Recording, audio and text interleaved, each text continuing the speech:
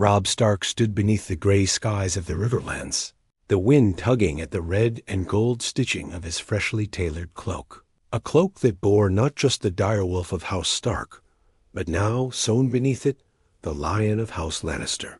He wasn't proud of it, but he had made his decision. He would not be just the king in the north. He would be king of the 7 kingdoms, or die trying. His bannermen had watched him with quiet fury when he broke the news. The old gods were silent in the weirwood trees. His great-uncle Brynden Blackfish had spat in the dirt. Lord Karstark had turned away without a word. Only a few, the young, the hungry, the disillusioned, remained loyal. But Robb no longer believed in loyalty. Not after what the phrase demanded. Not after the letters he received from King's Landing, whispering offers and threats with the same poisoned tongue. In another life, he might have honored his betrothal to one of Walder Frey's many daughters. But that life ended the day he laid eyes on Talisa Maegir.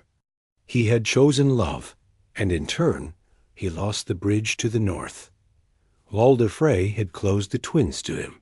Lord Bolton's ravens had grown suspiciously quiet. And Winterfell?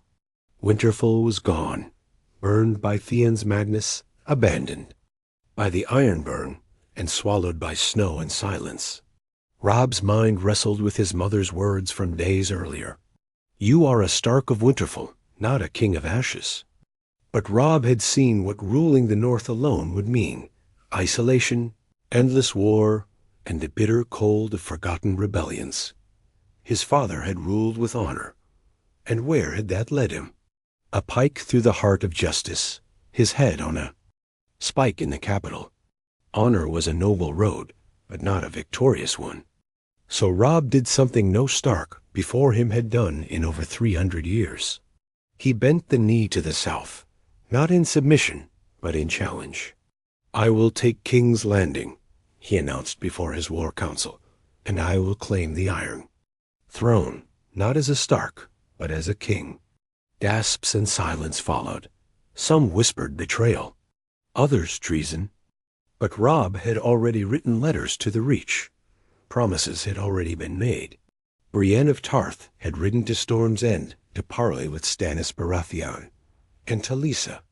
She watched her husband with something between pride and fear. He left the North in the hands of trusted, if reluctant, men. Jon Snow was still at the Wall, and Bran and Rickon were presumed dead or missing. There was nothing to return to but rubble and ghosts. Marching southward, he sent envoys to Dorne, appealed to the Tyrells through back channels, and even offered terms to Littlefinger, a mistake he'd come to regret. The boy King Joffrey still sat on the Iron Throne, laughing and lording over a realm he barely understood. Cersei's claws were deep, and Tywin Lannister's gold bought obedience across the kingdoms. But Robb knew the South's weakness. It had no heart. And that's what he would give them: a northern heart with southern teeth. His victories in the field returned. His army, leaner but fiercer, took Harrenhal, then Maidenpool, then the King's Road. For every castle he seized, his legend grew. The wolf who would be king, they called him. But what they didn't see was what it cost him. Letters from the North stopped coming. Houses once loyal turned against him. The Karstarks defected. The Mormonts refused to send men. The Glovers cursed his name. They called him a southern dog. In wolfskin, even his mother could barely meet his eyes. You abandoned the North, she whispered to him one night in his tent, the fire casting long shadows on her worn face. You left our people behind. I'll bring them something better than vengeance, he said coldly. I'll bring them peace, a real future, one throne to unite them all. But peace was a foreign thing in Westeros. And the throne was never meant for wolves. The storm over Blackwater Bay mirrored the war in Robb Stark's soul. Thunder cracked above the Red Keep while the fires of war simmered just outside the capital's gates. His banner flew high, the direwolf of House Stark, now fused with a golden crown, a symbol of a king who had not just betrayed the South, but the very North he once swore to protect. But Robb didn't flinch. He couldn't afford to. Outside King's Landing, his camp stretched for miles. The southern nobles, once skeptical, now lingered around his war table. Lords from the Riverlands stood beside new allies from the Reach, and even a contingent of Dornishmen had arrived, not out of loyalty, but out of spite for the Lannisters. Still, Robb could feel it in the air, the doubt, the distrust. He was not their king. He was still the boy from the frozen north who dared to sit where dragons once ruled. He had taken Maidenpool and Rossby with ease. He had struck deals with discontented bannermen of the Crownlands. But the true test lay within the walls of King's Landing, a city bloated with corruption, guarded by gold and ruled by cruelty. And Cersei was waiting for him. Joffrey, ever arrogant, had refused to flee. He sat on the Iron Throne with his crossbow in hand, screaming orders at knights twice his age. The small council was fractured. Tywin Lannister had not returned to the city, and that, Robb knew, was a gift. His spies inside the capital whispered of growing unrest. Food shortages, riots, fear. The people didn't love Joffrey. They barely tolerated him. And when rumors spread that the young wolf had arrived to free them from the monster boy, the gates themselves began to tremble. Robb had one plan left, one that could end the war in a single night. He would take the city. By sea. It was madness, some said. Stannis had tried and failed, with wildfire and Lannister trickery costing him the Blackwater. But Robb wasn't Stannis. He wasn't weighed down by honor or pride. He had ships from the Ironburn, a brutal irony. Yara Greyjoy seeking redemption. For her brother's failures, had pledged a fleet. He had siege engineers from Essos, brought in secret. And most dangerously, he had Bronn, the Sellsword once loyal to Tyrion Lannister, now bought with lands and gold. "You sure about this?" Bronn asked one night, standing beside Robb as they overlooked the storm-lashed bay. "You win this. City, you still got to hold it. Every rat in Westeros is going to come crawling for a bite." Robb didn't answer right away. His face was sharp, older now. The war had aged him.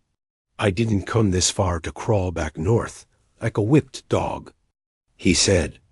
"If I take the throne, I bring justice, real justice. For my father, for Ned." "Justice," Bronn muttered, lighting a torch. Funny word for a man who left his people starving.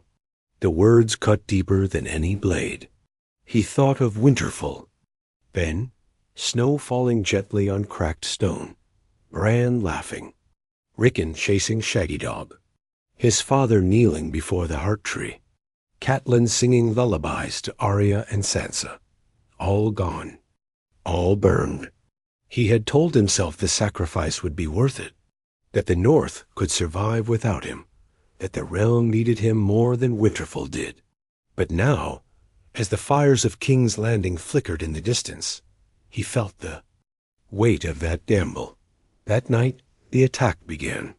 Dozens of ships, covered in black sails, approached the harbor under the cover of storm and silence. Ballistae were loaded, grappling hooks thrown. The gates to the mud gates splintered. Fire met steel. Screams echoed across the water. Robb led the charge himself. Sword in hand, he cut through Lannister guards, shouted orders, pulled wounded. Men from the blood-slicked decks. His direwolf Grey Wind charged beside him like a demon of the old gods. And by morning, the city gates were open. King's Landing had fallen. But not all of it. Cersei Lannister had vanished. Joffrey was nowhere to be found. Some whispered they escaped through the tunnels beneath the Red Keep. Others, said Varys, had spirited them away like ghosts in the night. The throne room was empty. Robb entered it alone, dripping with rain and blood. He stared at the iron throne, forged from the blades of 1,000 enemies. Cold, sharp, ugly. He did not smile. This wasn't victory, not yet. He sat, not as a conqueror, but as a man who had lost more than he'd won. And as his crown was placed upon his head, and the nobles of the South kneeled before him, he knew the truth. He had taken the South, but he had lost the North. And somewhere, deep in the snow-covered remains of Winterfell, a raven stirred. The bells of King's Landing rang long and loud the day Robb Stark was crowned, but their echo carried more grief than glory. Across the scorched courtyards and ruined streets, small folk gathered in silence, watching the young wolf take the Iron Throne. They whispered, unsure whether to kneel or run. Their last king had been a mad boy.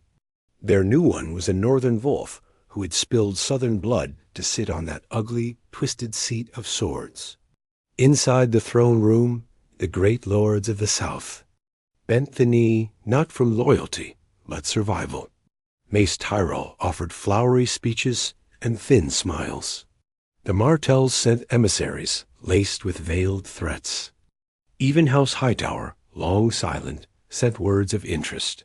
But Robb knew none of them truly backed him. He could see it in their eyes. To them, he was a usurper with wolf's blood, a northern barbarian in southern silk. Even worse, the North had turned its back. Ravens returned unopened. The lords of Bear Island and Deepwood Motte refused his calls for unity. Lord Karstark declared him false-born, denouncing him as a traitor to Winterfell. And the worst came from White Harbor, where House Manderley, once loyal friends, announced their independence, calling for a new Warden of the North. Jon Snow. Robb read that name 3 times in silence. He'd left Jon behind at the wall, thinking of him only as a brother and a watchman. But in his absence, Jon had become a symbol, a quiet, steady Stark with no ambition and plenty of honor. The North loved him, trusted him, believed in him. And Robb had betrayed them all for a throne forged in southern fire. Talisa tried to comfort him in those days. She stood beside him during court, walked with him through the broken gardens of the Red Keep, whispered that he still had time to fix things. But even she had changed. Her eyes carried weight now. Their child, unborn but growing, made everything heavier. Her smiles were less frequent. She flinched when courtiers whispered too close. In the South, love was weakness, and weakness was death. She was learning that fast. Then came the whispers of rebellion. First in the Riverlands, where the Blackfish had vanished. Then in the Stormlands, where Baratheon loyalists refused to swear fealty. Dorne sent word that Princess Arianne was raising swords under the banner of freedom from wolves and lions alike. And still, no word from Cersei or Joffrey. They had disappeared like smoke, leaving behind chaos. Robb's spymaster, a lean, snake-eyed man from Essos, claimed they were hiding in Old Town under Hightower protection. Others said they had fled east with gold and sellswords. One rumor said Cersei had taken the younger Tommen and meant to crown him in exile. Regardless, the war wasn't over. It had just changed names. Robb found no peace on the throne. Every day brought new threats. He sat in council chambers where lords argued over taxes, food shortages, and how to keep the city from erupting. He watched the people suffer and starve, just like they had under the Lannisters. He had thought seizing the throne would bring justice, but justice was slower than vengeance. His mother, Catelyn, had grown quiet. She walked the halls of the Red Keep like a ghost, her eyes always fixed on the walls. One evening she stood with him on the tower, looking over the city. "This isn't Winterfell," she said softly. "I know," Robb replied. "You were never meant to sit here, Robb. Not like this." "I had no choice." "You always have a choice." It's just some cost more than others. He didn't. Answer. He couldn't. That night, he sat alone in the throne room without crown or company. The torchlight made the iron swords glisten like wet fangs. He looked up at the throne, the very seat he had sacrificed his home, his honor, and his people to claim. And for the first time since the war began, he felt afraid. The throne was cold, so cold, and in the silence of that hall, he heard a whisper. The North remembers. The raven arrived at dawn, black wings slicing through gray skies, carrying death with it. Robb Stark stood in the ruined solar of Maegor's Holdfast, reading the message again and again, his jaw clenched tight enough to crack teeth. The parchment was short, written in a steady, unfaltering hand. Jon Snow has been declared king in the North. House Manderly, House Glover, and House Chewin have sworn fealty. House Bolton prepares for war. The North no longer recognizes your crown. He didn't speak, didn't move. The crackle of the fire was the only sound between him and Lord Roose Bolton, who had brought the message in person, dressed in that ever-colorless cloak and with that ever-bloodless voice. I warned you, Roose said. The North does not forgive betrayal, nor does it kneel to ghosts. Ghosts, that word cut deeper than any blade. Robb had won the South and lost the one thing that mattered. His people had chosen Jon, a bastard raised by Ned Stark, a brother of the Night's Watch, a man who had never even wanted a crown. And yet, they loved him, because he had stayed. Robb had left, for ambition, for war, for a throne that now drained the life from his very veins. He crushed the parchment in his fist. My brother never wanted the North, he said finally, his voice low. He stayed at the wall because he believed in duty. Roose's face didn't change. And yet, the North would rather follow a bastard than a king who ran. The words were brutal and true. Robb dismissed him with a wave, and Bolton left with his usual whisper-quiet grace. In another life, Robb might have trusted him, but in this one, he could feel the knife already sliding between his ribs, slow and invisible. Talisa found him sitting in silence later, his crown resting beside him on the stone table, untouched. Come to bed, she whispered, laying a hand on his shoulder. I can't, he said, staring at the fire. My brother wears my name now. The North sings for him. She sat beside him. Let them sing. You have the throne. You have the realm. No, I have ashes, he said bitterly. I gave up my soul for this crown, and now the world wants to take it too. Talisa leaned against him, trying to soften him. Then take it back. Rule with fire if you must. Fire. That word had a weight now. Because in secret, across the narrow sea, a new name was rising. Daenerys Targaryen. Robb had only recently begun to hear the whispers. A silver-haired girl with dragons, taking cities in Essos. A girl whose blood was as royal as it was ruthless. Some said she was the last dragon. Others claimed she was just a child with beasts she couldn't control. Either way, she was coming. And the throne Robb had bled for would call her too. The realm would burn before it let a Stark keep what it stole. By week's end, a raven from the Eyrie arrived. Lord Robin Arryn, guided by Littlefinger, had refused to recognize Robb's ring. He wanted proof that Robb would not become just another warlord wrapped in a noble name. Robb's army was stretched thin. The Dornish threatened the southern passes. The Stormlords rallied behind a Baratheon girl, passed off as a true heir. The Iron Islands stirred with rebellion again, claiming the seas for themselves. And the North had become foreign land. He needed a move, something bold, something brutal. So he turned to the one man who never flinched at blood, Lord Roose Bolton. When they met again in the Tower of the Hand, Robb spoke with ice in his veins. I want you to march north. Bring the Dreadfort's strength. Crush Jon Snow and the traitors that follow him. Winterfell belongs to the Starks. To me. Bolton tilted his head, unreadable. And if I win you Winterfell, what will you give me? Robb's voice was sharp. You'll be Warden of the North. A pause. Then, with a bow deeper than expected, Bolton nodded. As you command, your grace.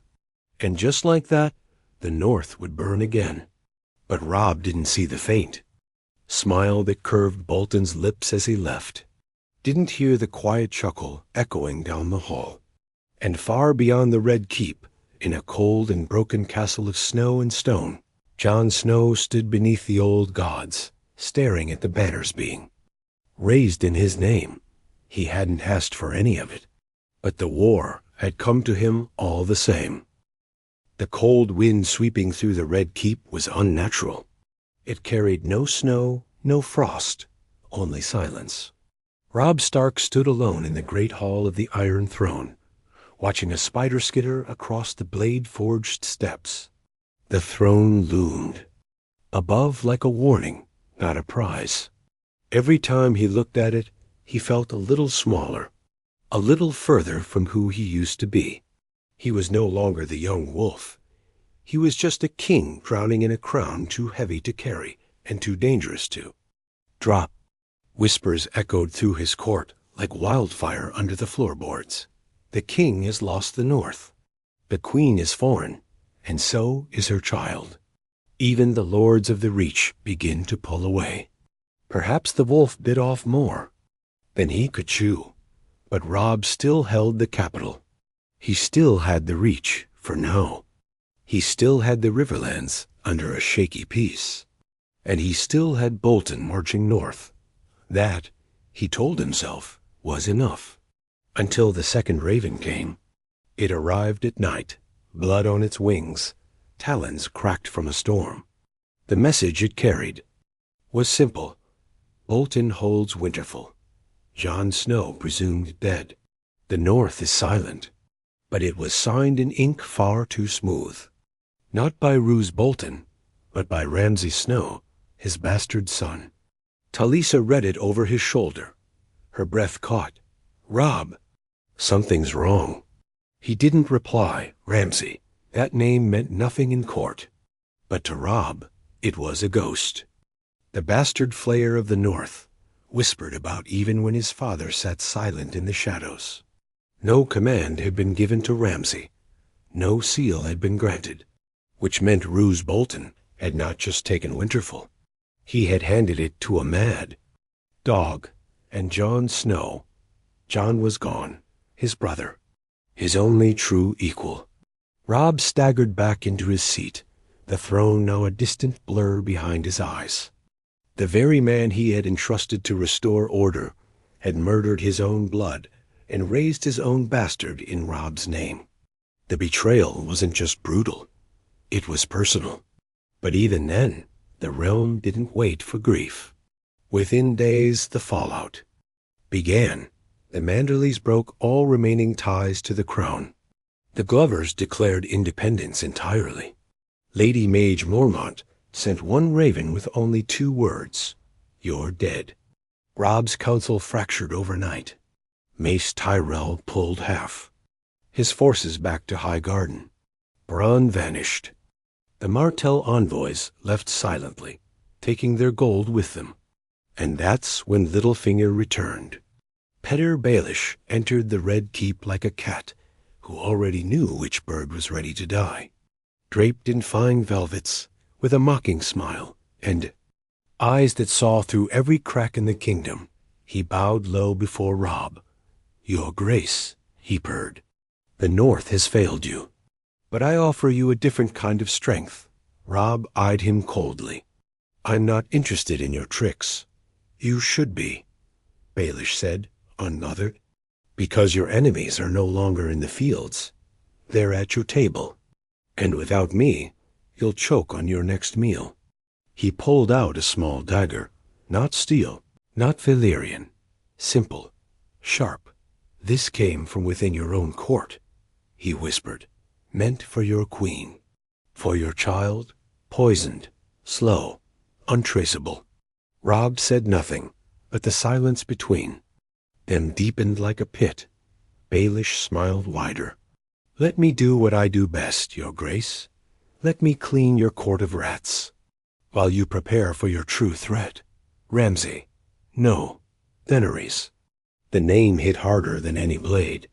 She sails west, with dragons, with armies. She means to claim what you took. Talisa entered then, her hand pressed gently to the curve of her stomach. What are you going to do, Robb? He looked between her, the dagger, and the throne behind him. I'm going to fight fire with fire. Days later, a new raven flew from King's Landing. Its message: the king offers peace to the north, in exchange for loyalty. Ramsay Bolton is to be declared traitor. Jon Snow's death will be avenged. The Warden of the North title is void. It was signed with a name no longer remembered in the North. Robb Stark, King of the Seven Kingdoms. But few in the snow-covered halls of Winterfell believed a word of it. And far beyond the wall, among the cold and the dead, a set of dark eyes opened again, reborn. Jon Snow had not died. Not truly. Snow lashed the battlements of Winterfell, driven by winds colder than death. And inside its walls, Ramsay Snow ruled like a boy given a kingdom of bones. The banners of House Bolton flapped red and skinless against the white sky. The direwolf of House Stark had been torn down and burned in the courtyard, replaced by the flayed man bleeding on black cloth. Every northern lord who refused to kneel had been flayed, hanged, or buried beneath the ice. Whole villages were razed. Children were taken from homes and trained like hounds. The Dreadfort's madness had bled into Winterfell's stone. Ramsay sat in the great hall, gnawing meat off a bone, his smile never touching his eyes. We have the North, he whispered to a bound and bloodied Lord Trewyn, who still bore the broken sigil of the Starks. And soon we'll have the South. Your precious King Robb will come crawling back to beg. He stood, smearing grease on the man's face, and added, but he won't be king much longer. In the crypts beneath the castle, however, another story was stirring. Jon Snow was not dead. He had bled. He had broken. He had felt the cold arms of death wrap around him when the blades of mutineers pierced his chest on the wall. But death, it seemed, wasn't finished with him. Or perhaps it was the gods who weren't. When his eyes opened days later, gasping on a cold slab at Castle Black, the first thing he saw was Melisandre. Her red eyes wide, her voice hoarse from days of chanting. You were chosen, she said, trembling. By fire or by something older? Jon didn't believe her. He barely believed he was alive. But he remembered the visions he saw while dead, of Robb sitting on the Iron Throne, alone and grim, of Ramsay torturing children, in the snow, and beyond them both, a wall of ice shattering under wings of blue flame. The North didn't need a king. It needed a sword. Jon rode south that very night, cloaked in black, refusing the crown his name now carried. But word had already spread. The Stark who came back from the dead. Some called him the White Wolf. Others said he was cursed. The wildlings who followed him called him the man who walks between fire and frost. And with each step toward Winterfell, more men joined his cause, not out of loyalty, but desperation. They had lived through Bolton's terror, and they would rather follow a ghost than die flayed under Ramsay's smile. Farther south, Robb Stark sat on a new throne, not the Iron Throne, but a smaller, faster seat built in Harrenhal, where he had retreated to rebuild his strength. King's Landing had grown too dangerous. Assassins roamed his halls. Gold was running dry. The Reach had pulled back support. And dragons. Dragons were coming. He sat beside Talisa, reading report after report of Daenerys landing in Dorne, of Tyrion Lannister joining her council, of unsullied armies carving their way through the Stormlands, and now of Jon's resurrection. He didn't know whether to laugh or break the table in half. "He's not just alive," Talisa said, scanning the parchment. "He's rallying the North, the wildlings, the old houses. They say he rides to Winterfell." "So we've all become kings," Robb muttered, "even the dead." But what rattled him most wasn't Jon's return. It was what followed, scribbled in haste at the bottom of the message. "White Walkers spotted near Eastwatch. Undead rising. The long night returns." Robb stared at those words for a long time.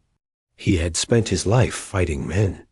But now, something far worse than Lannisters, Baratheons, or Boltons stirred in the dark, something his throne couldn't reason with, bribe, or conquer.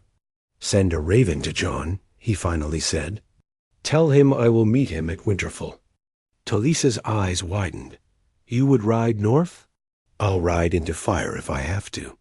But if we don't put aside our crowns, there'll be nothing left to rule." And so, after years of war and blood, two brothers, one king of the realm, the other risen from death, would return to the land of their birth, not as rivals, but as the last hope for the living. And far beyond the wall, beneath skies of falling ash and snow, the Night King turned his eyes south. The gates of Winterfell stood tall and still as Robb Stark approached, snow crunching beneath the hooves of his horse. The wind was bitter, slicing through armor and fur as if it sought to peel flesh from bone. Behind him rode what was left of the Southern Army, proud, tired, and bloodied from years of war. But they did not come to conquer this time. They came home. For the first time in years, the Wolf King returned to the place of his birth, but not to cheers, not to songs. The people of the North watched from the shadows, their faces lined with suspicion, grief, and memories that had not yet forgiven him. And yet, they opened the gates. Jon Snow stood waiting in the courtyard, taller now, colder too, with streaks of gray in his beard and shadows in his eyes that weren't there before. He wore no crown, only a heavy black cloak, dusted in snow, and the sword Longclaw strapped to his side like a second limb. The direwolf ghost sat beside him, white as death, silent and still. When Robb dismounted, the air between them hung thick with ghosts. Neither brother spoke at first. They just stood there, two sons of Ned Stark, who had walked through hell in opposite directions. Finally, Jon stepped forward. "You look like father," he said. Robb tried to smile, but it didn't hold. "And you look like a man who's died once already." Jon didn't return the smile. "I heard about Ramsay," Robb added, voice low. "He's still inside," Jon said, "feeding his dog's men who once called you king." Robb's jaw tensed. He won't be there much longer. They said nothing for a long moment, until Robb broke it, softer this time. "I should have never left." Jon looked at him hard. "No, you shouldn't have." There it was, the wound laid bare. All the years, the pain, the betrayal of a brother who had abandoned the North for a crown that never fit. But Jon didn't say more. He didn't need to. "I'm not here to rule," Robb said. "I'm here to end this. With you." Jon studied him again. Then finally nodded. That night, for the first time in years, the hall of Winterfell was filled with both brothers. Lords gathered under one roof. Manderleys, Umbers, Tarleys, even the remaining Tully men. Tensions ran like ice through every word, every glance. But one thing united them now. The true war was coming. Reports flooded in of the dead marching through the snow. Villages swallowed in silence. Entire watchposts lost without a trace. Night King was moving, faster than any of them had guessed. But before they could face the storm, they had to burn the rot inside. Ramsay. He ruled Winterfell like a god of pain. and he knew his days were numbered. So he made one last move. He brought Rickon Stark out into the courtyard, alive, barely, chained, beaten, starved, but breathing. The last true-born Stark heir no one thought had survived. The message was sent with a flayed rider, still alive, nailed upright on his dying horse. Come and claim him, wolves. I'll be waiting in the godswood. Robb read the note in silence. His hands trembled, but not from cold. John stood beside him, Loneclaw already drawn. I'll kill him. Robb shook his head. We both will. They approached the godswood before dawn, swords drawn, armor light, steps silent in the fresh snow. There, under the bleeding red leaves of the heart tree, Ramsay waited, his bastard smile stretching too wide, his eyes dancing with madness. Rickon was tied to the trunk, barely conscious, bleeding from fresh cuts. Look at us, Ramsay said cheerfully. A family reunion. Pity Sansa didn't come. She always hated the cold. Jon didn't hesitate. He lunged first. The fight was brutal, short, and without honor. Ramsay fought like an animal, scratching, biting, laughing, even as Jon shattered his nose with his fists. Robb joined him, and for the first time in years, the Stark brothers stood side by side. Not in war, not in politics, but in vengeance. When Ramsay lay bloody in the snow, Robb turned to Jon. Alive? Jon's voice was stone. Let the North decide. They dragged Ramsay into the courtyard and threw him into the kennels. The same ones he'd fed with the bodies of lords, peasants, and children. The same ones where he once laughed. Now he screamed. And the North remembered. The next morning, under a sky streaked with firelight, Jon and Robb stood before the people. No crowns, no thrones, only a single banner, the direwolf of House Stark, once more raised over Winterfell. But peace was not theirs to keep. Scouts arrived breathless from Eastwatch. The wall had fallen, and in its place came a storm with no end.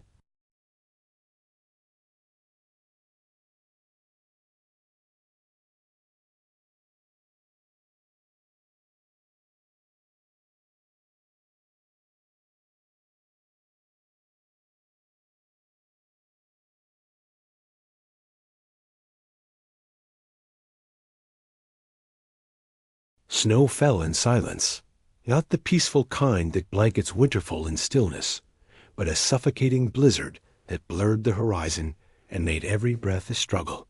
It wasn't natural. The air itself screamed of death, of something ancient. Moving beneath the storm clouds. It came at dawn. The White Walkers, flanked by their legions of the dead, poured through the trees like a flood of frozen nightmares. 10,000 strong, eyes of blue fire. No screams, no sound.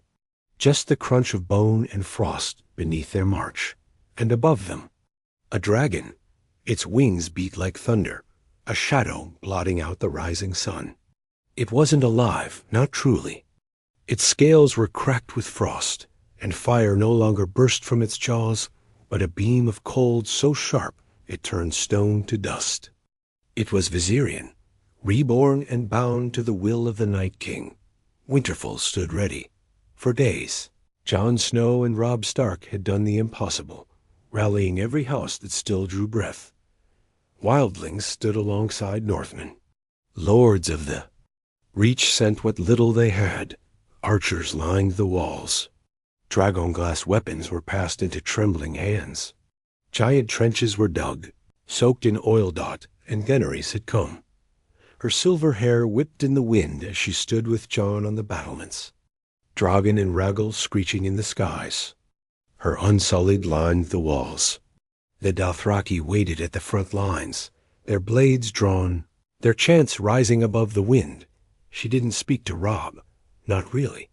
She had no love for another king, especially not one who sat, even briefly, on her throne.